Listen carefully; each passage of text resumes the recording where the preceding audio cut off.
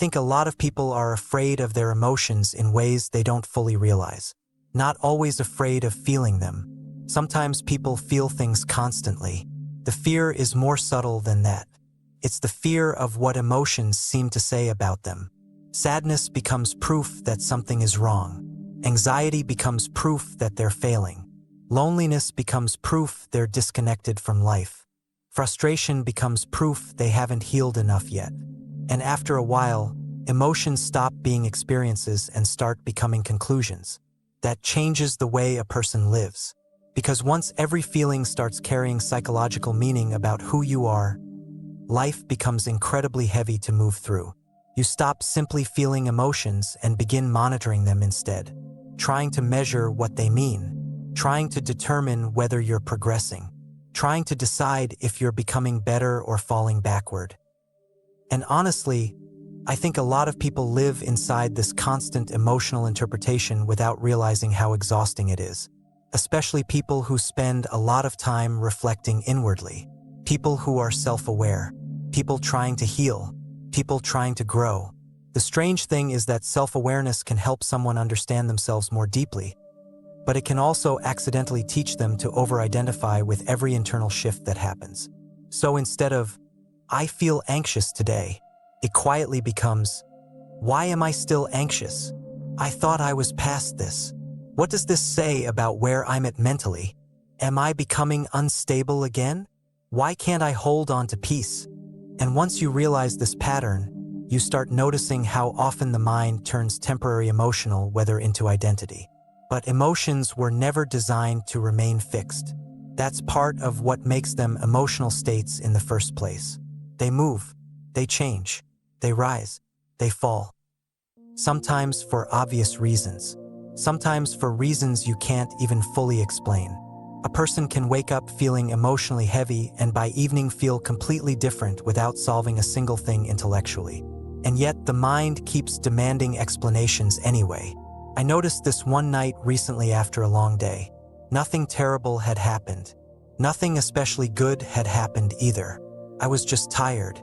That heavy kind of tired where even simple things feel emotionally louder than usual. And I caught myself almost trying to investigate the feeling, trying to determine what it meant. Was I unhappy? Burned out? Disconnected?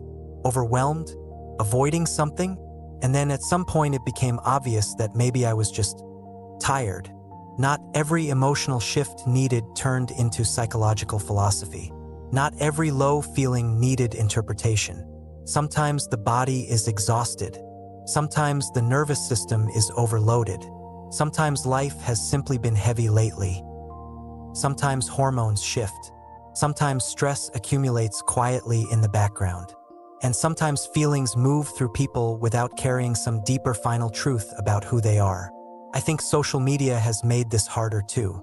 People are constantly exposed to messages telling them they should feel aligned, healed, empowered, clear, peaceful, emotionally balanced. So when normal human emotions show up, they immediately feel like evidence that something must still be wrong internally. But human beings have always been emotionally fluid. Even healthy people feel grief. Healthy people feel confusion.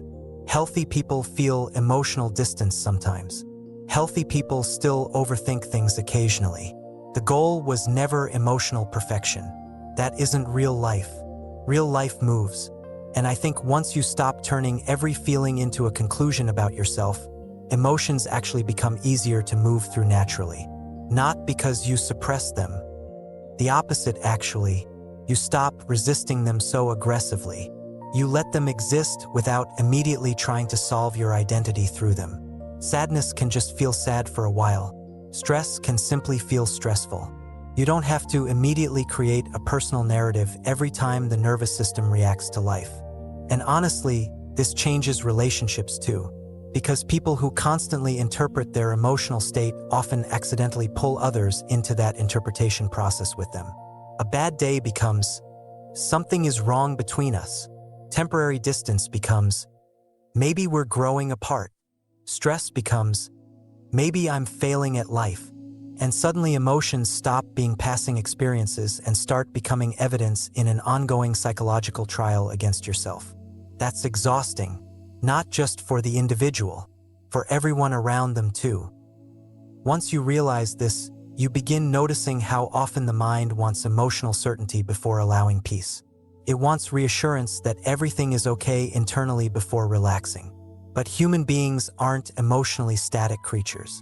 Feelings fluctuate constantly. Some mornings you wake up clear. Other mornings you feel emotionally foggy before your feet even hit the floor. Sometimes old memories resurface unexpectedly. Sometimes loneliness appears in the middle of objectively good seasons of life. Sometimes joy shows up during difficult periods too. Life is layered like that, and trying to maintain one permanent emotional state is part of what creates so much unnecessary suffering. Because then people start fighting normal human movement. They resist sadness. They panic about anxiety. They become frustrated with frustration itself. And eventually they're carrying both the original emotion and the resistance layered on top of it.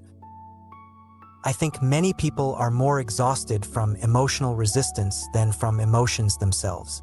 That doesn't mean feelings should control your life.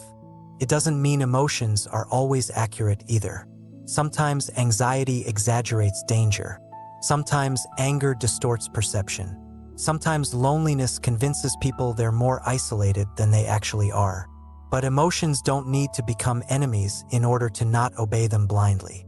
There's a middle ground that feels more human than either suppression or total identification. You acknowledge what's present without turning it into your entire identity. You feel sadness without deciding your whole life is broken. You feel anxiety without concluding you're fundamentally unstable. You feel grief without believing you'll never feel light again. And strangely enough, once the mind stops constantly demanding conclusions from emotion, feelings often begin moving more naturally on their own. Because resistance slows everything down. The mind grips experience and says, "This shouldn't be happening." Meanwhile, the body is just trying to process life honestly. Sometimes I think people underestimate how much emotional energy gets trapped simply because they keep arguing with what they feel, not expressing it, not observing it, arguing with it, trying to negotiate themselves into a different emotional reality before allowing the current one to exist. But real healing often looks less dramatic than people imagine. Sometimes it's simply the ability to feel something difficult without immediately collapsing into identity around it. To say, "This is here right now," without adding, "And this means something terrible about me." That space changes everything. And honestly, I still catch myself forgetting this sometimes. There are still days where certain emotions pull me into analysis, especially emotions connected to uncertainty. The mind always wants certainty about the future, about relationships, about purpose, about whether everything is okay. But life rarely gives permanent emotional guarantees. That's part of being alive. And maybe peace was never meant to come from controlling emotion perfectly. Maybe part of peace comes from no longer needing every feeling to define the entire experience of your existence. You begin trusting movement again, trusting that emotions shift, trusting that difficult days pass, trusting that not every internal storm is permanent truth. And little by little, the mind stops reacting to every feeling as if it's a final conclusion about who you are. You stop building identities out of temporary weather. You stop treating emotional movement like failure. You stop turning ordinary human experiences into evidence against yourself. And honestly, that alone can make life feel much lighter. Not because emotions disappear, but because you finally stop demanding that every feeling explain the meaning of your entire life before allowing yourself to breathe. If this episode connected with you, feel free to like, subscribe, and share it with someone else who may be exhausted from turning temporary emotions into permanent conclusions about themselves.